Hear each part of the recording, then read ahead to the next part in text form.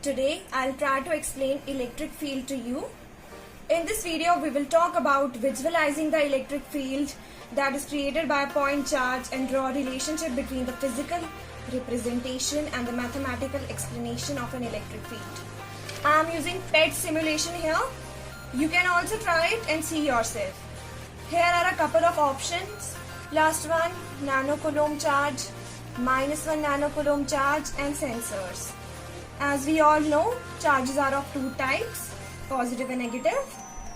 So first of all, we will try to understand the direction of electric field lines. Now let us first take positively charged point source and place it here like this.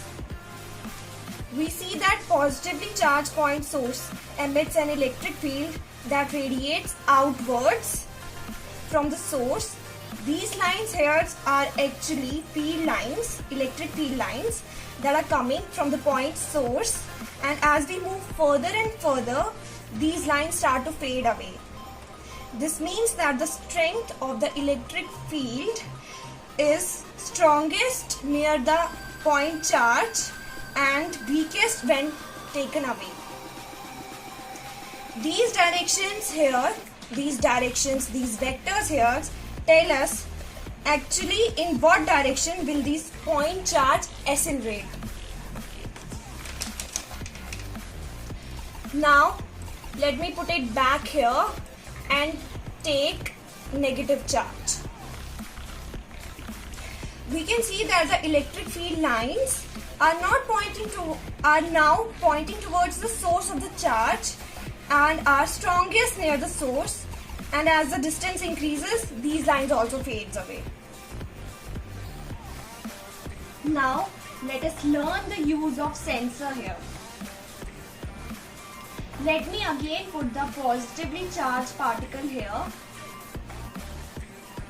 and put the sensor far away from it, somewhere here. Because it's so far away, the value of the electric field coming is very small, and we can see that by seeing how fade the lines are. Now let's bring the sensor closer to the particle. We can see there is no effect on the sensor as yet. Now let me bring it more close.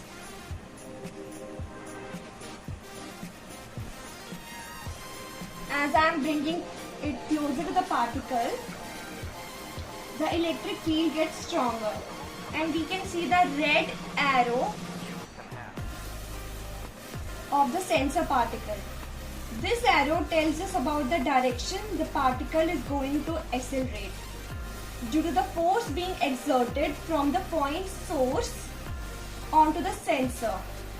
And what's causing the force on the sensor are our test particles, is the electric field. The electric field is how charged particles interact with one another when you place one particle, for example our sensor particle, close to the test particle, and the particle exerts an electric field on each other, and the magnitude of the force is proportional to the electric field that the particle is experiencing.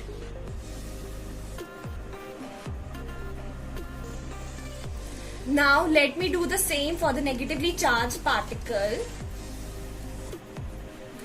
Just like the positively charged particle, the negatively charged particle will also make the sensor experience an acceleration, but in the inward direction. As it is clear? Now let us see how these positive and negative particles will interact with each other. We have an electric field from a positively charged particle combining with the electric field from a negatively charged particle, and now what happens is that the electric field starts from the positively charged particle and ends up terminating on the negatively charged particle.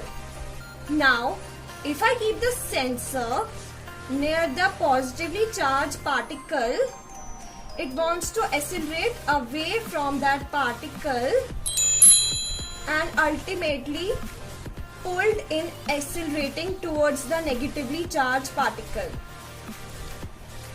Now I would suggest to try this yourself using different combinations of charges.